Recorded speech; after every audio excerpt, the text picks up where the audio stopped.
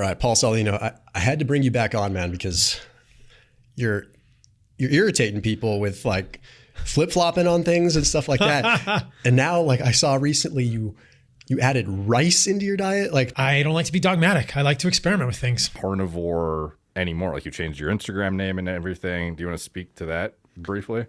Yeah. So the backstory here is that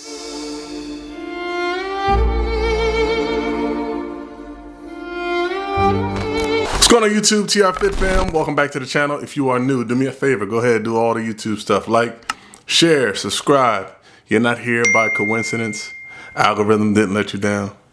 Let's get it. Here's my problem with the carnivore community, or I guess claiming to be a part of the carnivore community. Once you like say you are carnivore, it's like there is no turning back. And it's like we forget the whole purpose of finding a diet, changing our lifestyles in the first place is to live a healthier lifestyle, feel better, look better, whatever that may be. And I think once you get to the point where you're categorizing yourself as just carnivore, you put yourself in a position where trying anything outside of that spectrum is frowned upon, and you become a either laughing stock, mocked, whatever it may be. Just you don't want to be in that space. So hence why for myself, you don't hear me call myself the carnivore guy or anything revolving around the specific diet. I have tried carnivore. I like the carnivore diet. I believe in the carnivore diet, but I'm liable to do anything because I'm my own person. I can try what I want to try. No one can put me in a box to be only one specific thing. That's crazy.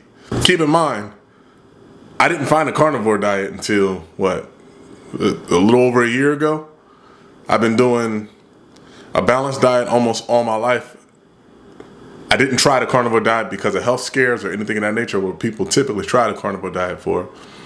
I came across the carnivore diet because it seemed very simple to follow. And when you think about lifestyles and balance in life, work, exercising, eating habits, and so on and so forth, you want to keep it as simple as possible.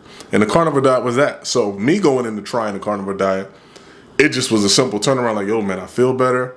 I look better. I'm staying lean, and I can eat steak. So it was like, okay, yeah, I love this. Like, I'm just not turning back from against it. But keep in mind, my mindset was always to add fruit, add things, and add little by little here and there. So between meat and fruit, that's a formula of success, if you ask me. I don't think you can go wrong by doing that. Like I said, I've never seen anybody who only eats meat out of shape, fat, lazy, whatever it may be. And I've never seen someone who only eats fruit who's fat, lazy, out of shape, anything of those sorts. So putting those together is common sense. It's a formula for success. But when you start to put yourself in that category of only carnivore, only this, only that, you put yourself in a position where you're walking on eggshells even when having conversations. And Paul Saladino kind of put himself in that position. I think he owns up to it. This isn't a Paul Saladino bashing video by any means. This is more of I think we all need to wake up and look at the purpose of any of these diets and ultimately have a reality check for ourselves to find out, what are we doing? Like, what's the purpose of telling people to try this, do that? What is the purpose of it? Is the purpose to be the most carnivore, lion-based diet person in the world to the point that we're just overly strict and can't experiment with anything? Or is the purpose to help people live a healthier lifestyle, feel better, look better, so on and so forth? I came across a show on Netflix, and it was Live to 100. I'm sure people have seen it.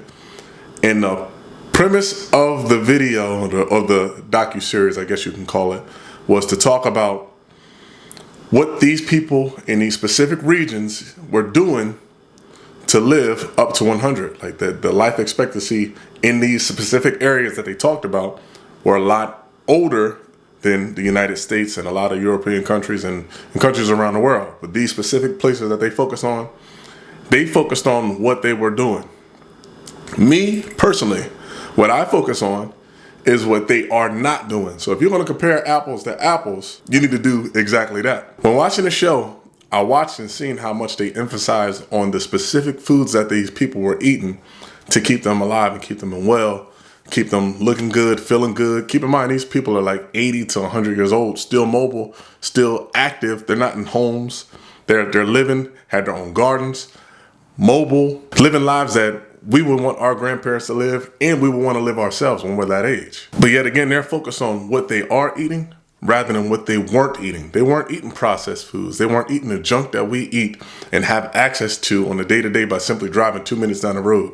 The carnivore community, in some ways, in some aspects, are turning into what the vegan community has become over the years, to the point that the vegan community,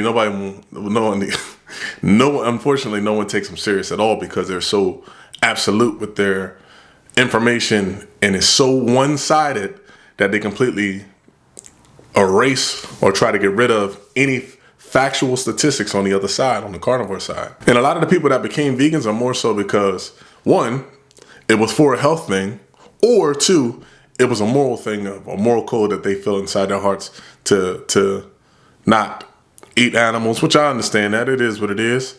Nothing against them. I don't feel that way. I think the Bible would disagree with anyone who says it's sinful to eat animals, but that's neither here nor there. My point is the vegan community became so absolute in their messaging that people don't take them serious at all. I think the carnivore community needs to take notes from the vegan community and stay away from the absolutes and really talk about the benefits from what having a carnivore-based or animal-based or meat and fruit-based diet can have for someone.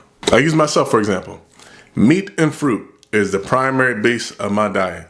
My foundation of my diet is steak, chuck steak to be specific. I'll do ribeye, I'll do a lamb, I'll do ground beef, but chuck steak primarily, fruit, typically mango, some bananas, some kiwi, some watermelon when it's in season. That's my foundation for my meals. Like, it just is what it is. It works for me. I don't have to count calories. I don't have to think. I eat twice a day, smaller meal in the morning, bigger meal at night, and I'm good. I look the way I want to look, feel the way I want to feel, have plenty of energy when I exercise. I simply feel good. I would recommend this diet to any and everyone. But with that said, if I have a taste for sushi, guess what I'm doing? I'm going to go grab sushi. If I have a taste for a cheeseburger with bread on it, guess what I'm going to do? I'm going to go get a cheeseburger. I try to do sourdough bread over any other thing. But at the same time, I'm going to make myself a burger or find a place that I like to enjoy their burgers from. I personally try to live a 6-in-1 lifestyle, meaning 6 days I eat according to the plan. One day I do what I want, whether that be having a glass of drink or eating whatever I want to eat, having cheat day, whatever people call a cheat day. I'm going to do that. I believe that's healthy, and I think it's okay to reward yourself here and there as long as you aren't consuming it on a daily. I think you should be perfectly fine. I don't think it's anything wrong with treating yourself as long as you can reel it back into your foundation, which once again, my foundation is meat and fruit. And if I ever get too far left or too far right from sticking to my diet and I struggle to stay on track, guess what I'm going to do? Strict carnivore diet. I'm eliminating everything else but steak, cheese, and eggs until I reel it back in. Why? Simply because it works. And I think the messaging of the carnivore community should be that simple. So if you are someone considering doing the carnivore diet or meat and fruit diet based, animal based diet, lion diet, whatever it may be, it is 100% worth trying. It's 100% worth doing. It's 100% worth sticking to it strict. It's okay with being strict. But don't put yourself in a position where you put yourself in such a small box that you're telling yourselves and others lies just to prove your narrative correct. There's nothing wrong with fruit. Every carb isn't bad for you. Every sugar isn't bad for you. But when you say things like that are absolute and simply not true, obviously can be backed up with factual data and information, you're only doing harm to yourself, and you're going to steer somebody away from doing something that could help change their life by changing their diet to a carnivore or animal-based diet. Excuse my little rant. That's all I got. I had to get that off my chest. I hope this was helpful. If I'm wrong, go ahead and let me know in the comments. I'm gonna chat back with you. I promise you that. But let's say you got the diet figured out. If you need help on the exercising side, come hit us up. We use something called the total resistance, a one-size-fits-all harness that allows you to add resistance to your workouts or completely replace your gym. You can do it right at home. You can do it outside. You can do it in a gym even if you want. And it's a foundation-based program that'll help you reach the goals that you set for yourself. But with that said, do all the YouTube stuff, like, share, subscribe. You heard it before. Other than that, I'll see y'all next time. Peace.